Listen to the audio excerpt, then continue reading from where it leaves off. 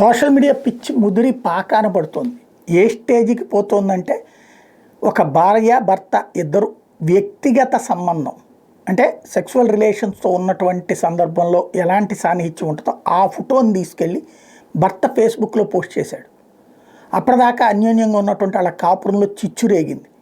ఆమె ఇదేంటి అంటే నువ్వు నా సొంతం మన వ్యక్తి మనదే ఇదే కదా మన మిత్రులు అదంతా చూస్తారంటే అది మన ప్రైవసీని తీసుకెళ్ళి అట్లెట్లా రోడ్డు మీద పెడతావు అన్నటువంటి ప్రశ్న భార్య అడిగింది. ఆ తర్వాత ఆ భర్త అది డిలీట్ చేయలేదు.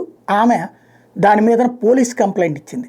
తన వ్యక్తిగత భద్రతని బజారుకి ఇచ్చాడు అంటూ అతను దాని మీద కోర్టులో సవాల్ చేశాడు. ఇప్పుడు తాజాగా కోర్టు కీలకమైనటువంటి ఆదేశాలు ఇచ్చింది. ప్రయాగ్రాజ్ కోర్టు, అలహాబాద్ హైకోర్టు మీర్జాపూర్ జిల్లాలో ప్రజ్యుమ్ యాదవ్ మీద ఐటీ చట్టంలో సెక్షన్ 67 కింద భార్య పెట్టినటువంటి కేసు కొట్టివేయలేమని తేల్చి చెప్పింది. ప్రజ్యుమ్ ఫోన్లో వీడియో తీసి ఫేస్బుక్లో పెట్టడాన్ని తప్పుపట్టింది.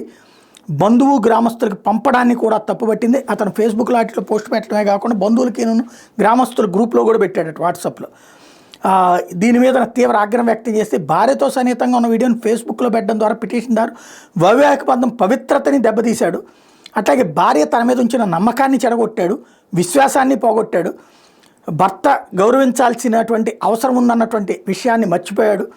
వివాహమైనప్పటికీ కూడా భార్య ఒక స్వతంత్రం కలిగిన వ్యక్తే. ఆమె స్వయం ప్రతిపత్తిని గోప్యతని గౌరవించడం అన్నటువంటిది చట్టపరమైన బాధ్యతే కాదు నైతిక అవసరం కూడా అని న్యాయమూర్తి సందర్భంగా వ్యాఖ్యానించారు.